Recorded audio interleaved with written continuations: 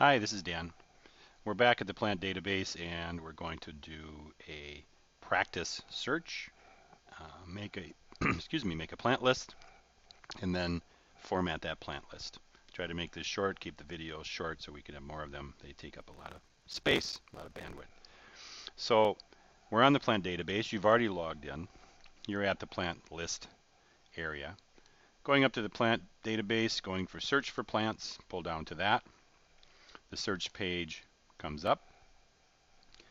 We are going to look for what? We're going to look for, say, a deciduous shrub that is a nitrogen fixer. How was that? We're going to look for that in zone 4. Not worry about the pH or things like that, but we're going to look and see what soils we have.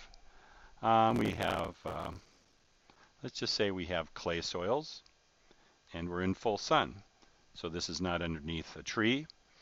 Maybe dappled shade, but really we're looking for plants that have full sun, and we'll see what other sun requirements they have. You can see a lot of other things that are on here, but right now we're just looking for nitrogen fixers. We're not looking for food, but those things will come up on the list. We're keeping these parameters to a minimum to get the most plants in our search.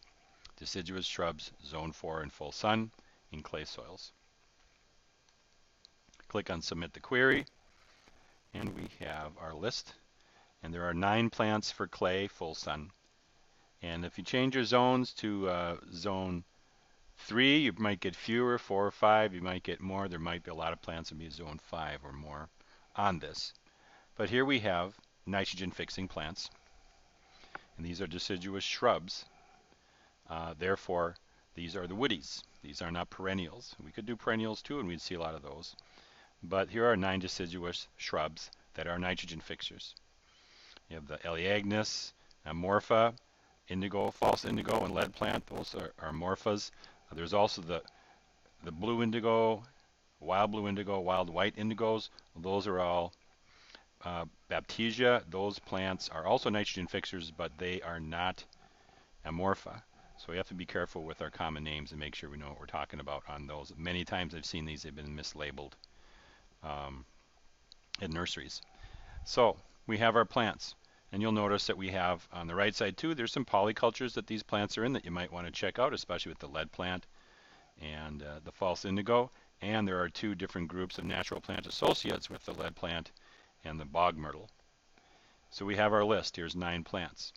If we're happy with that, happy with our selection, we're going to export it. If not, we would just click back and try it again and change our list a little bit. And if we want to try and get more plants, as long as the plants fit our niche, we want to make sure that the niche is covered.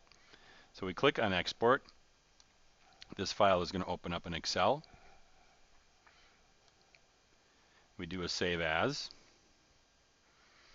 and we save the name as, got covered up here.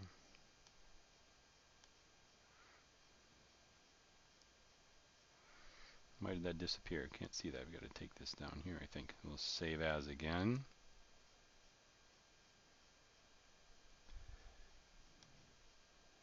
There sure does seem to be some windows. There we go. So keep it Excel as our suffix on there. But like I said, these are deciduous shrubs, right? Zone 4, clay, sun. Easy to find.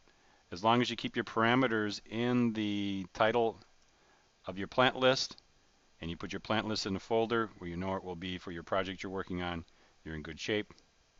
Click return, and now it saves that, and it changes our file on here also to that. And here's our list. We have our columns and our rows. The first thing we want to do is reformat this so it's a little bit easier to work with, and especially we want to get to the point where we're designing. So on the diamond in the upper left corner, we click on that. That selects everything. And if we want to make some changes in sorting or things like that. So if you want to sort, or if you want to make blanket changes over everything, you click on that. We can go to data, and now we can sort that by spread. So it'll be smaller to larger, and make it a little bit easier to place on our plans. If we're looking for a 3-foot wide or 4-foot wide, 8-foot wide, 10-foot wide, right? We have those now in order on here.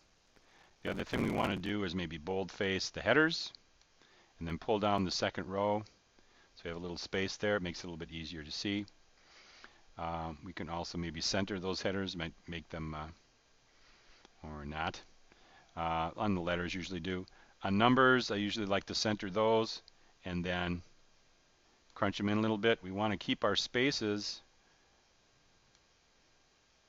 worked with, but it's we want to keep track of things, make it easier, and get more on the page here what we're looking at. So we have our common names, scientific name, the plant name, the height of the plant, the spread, the root depth, and then seasonal interest and all the other information we've talked about in the past. Again, on the back, on the end, are the ecological functions and the human uses. And we want to investigate those to see what other things are available. Now, we were looking for nitrogen fixers, and we have that, but we also see there's some dynamic accumulation going on here. Insecticide, mulching, mulch maker, erosion control, and such. But then there's also some human crops over here, food and fibers. It doesn't say what the food is, but you can do more investigation either by doing a printout of the plant itself from the plant list or going on, say, Plants for a Future, pfaf.org, which is in the UK. And they have 7,000 plants, a lot of the same plants that we have, some that we don't, of course. So this is our plant list.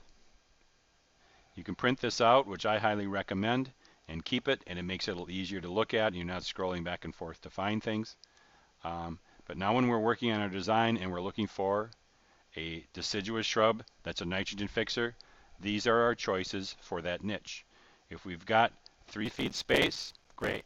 If we've got 10 feet, we can go a little bit bigger. Of course, we have to keep track of the height if this is going to be one of our canopy trees.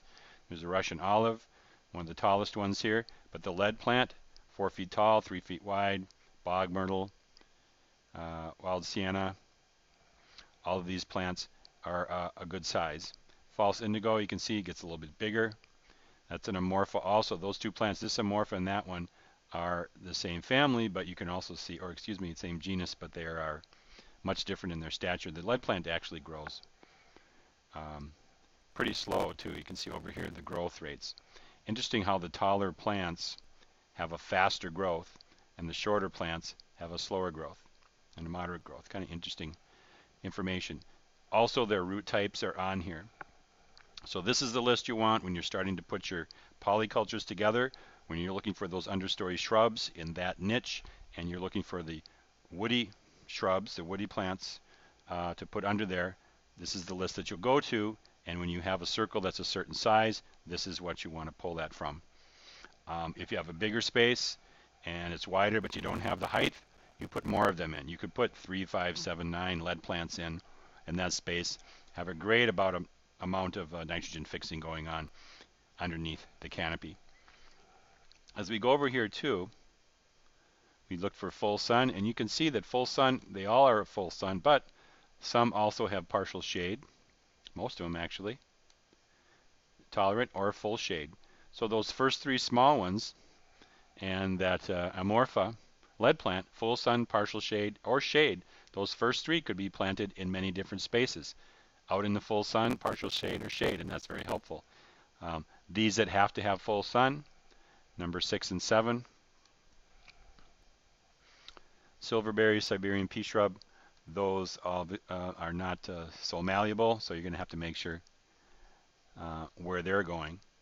But this is your plant list, and that's how you use it. Finding your shapes, looking at the site conditions, picking your plant, and then starting to make your circles to scale at 3 feet wide at their maximum height. Thanks, and hope you consider looking on to the other presentations.